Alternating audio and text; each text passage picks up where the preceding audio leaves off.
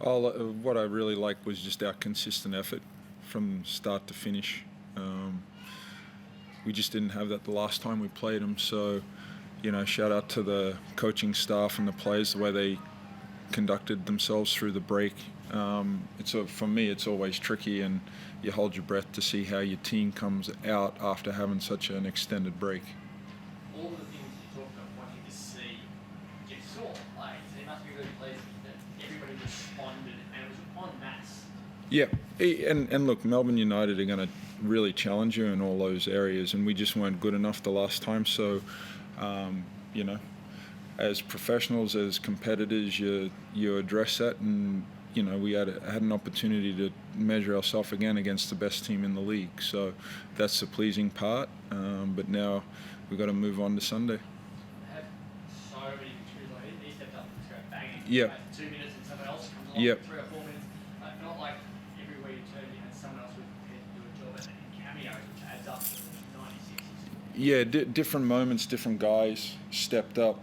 But like Dylan, we challenge him every week. Like, he has a defensive assignment. It's terrific. Like, he was aggressive hunting his threes when we really needed that to happen. But his defensive effort on the glass, it was great to see Duke, the way he responded after last game to this game. Walker absolutely killed us last game. And Duke took that challenge and did a really good job on him tonight. So we talk about that, and then we haven't even talked about the other guys that really helped contribute to the win. Pepper on the offensive glass, Dude just being consistent. Joe puts just so much pressure on him when he's, at the foul line downhill. And then Aquera, he continues to thrive this year. So really pleasing to see. Consistency over 4 quarters, but you said you must be happy with consistency, offense and defense as well. Was that both ends of the court? Yeah. Yeah, and look, we talked about a few things that we needed to change up, like just our effort and our consistency, D-trans. But then it's amazing your energy at that end, how it just translates to the other end. I thought early on we did a great job of getting in transition, but kicking it ahead, getting them on the back foot, and then they can't, they're an elite half-court defensive team, so keeping them out of that space was really good tonight. Can I jump ahead? This Sunday, aside from the grand final series, is probably going to be the biggest underway game we've seen for a long, long time. Yeah. How do you approach the next couple of days to try and not let the hype and the build-up and the excitement around the game? Well, the hype and the excitement and the emotion that goes into that is probably centered more around the fans and the media versus, we've already played them. So our preparation just needs to be the same as last time and be on point. And, the emotion of tonight's game, how do we back up with another emotional game, which is really like playoff basketball.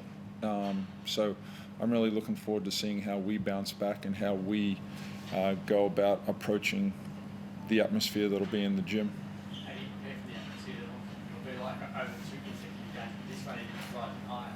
Yeah, I look forward to it. We've had a lot of exciting games in this building. It'll just be another one to add to the list. Like you said, we've already played them once, so we kind of got that out of our system and just back to locking into the scout. And I'm sure they're going to try to make some adjustments because we did a pretty good job with them last game. But, I look forward to the environment. It's going to be good. Do you appreciate the moment, though, Dylan? I mean, the probably club's greatest ever player is going to come back to town for the first time and play against you.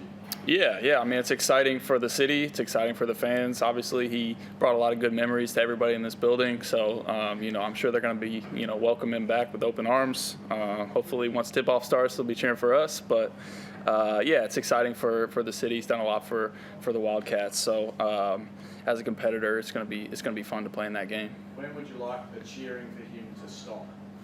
Yeah, once tip off at least. Yeah, it better be everybody with us, Red Army.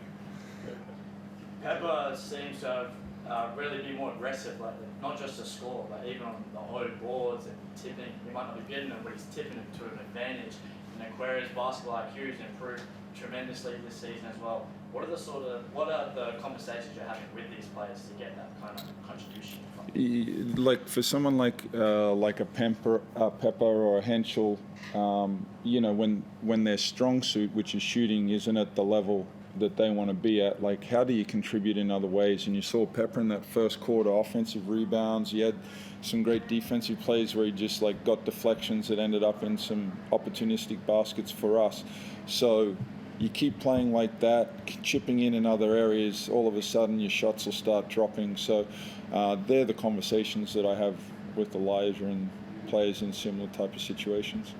Seasonal momentum would be really important, and playing them twice in a row, it can change the season in both ways. Like, how important was it from a momentum and confidence point of view to get this one tonight after dropping the previous one? Look, I was in a way, and it's easy to talk hindsight now that we know the result, but to go back to back against the best team, could we improve? Could we bring the juice that was required to play against that, so we get a feeling of what you need to have on a nightly basis to be at that level? So we know what it needs to take. Now, can we replicate it? Can we find a nice rhythm within the group to continue on with that? Is Aquaria a better player because Joe's there? It just feels like, I don't know, he seems to have a positive influence over. Yeah. Hey, look, I think it's a combination of things. When I first met Dave Aquera, before I was even with the Perth Wildcats, like he thought he was the next Kevin Durant. There's only going to be one KD. And we all dream and hope, right? But I think he's very comfortable with who he is as a basketball player, and he's just evolving. And that comes with maturity. Like, he's been in the league since he was like 17 years old, and he's played for Melbourne and Perth, like teams that have a high level of expectation, and he's stuck with it. He's been with us now for 3 years, so the continuity, I think we've seen. Now, Joe has been tremendous for him. Joe being back here and Dave going against Joe every day at practice has been great to see, and Joe can take some of the credit for that. Anyone else? Right, thank you. Thanks, guys. Well done, Dylan.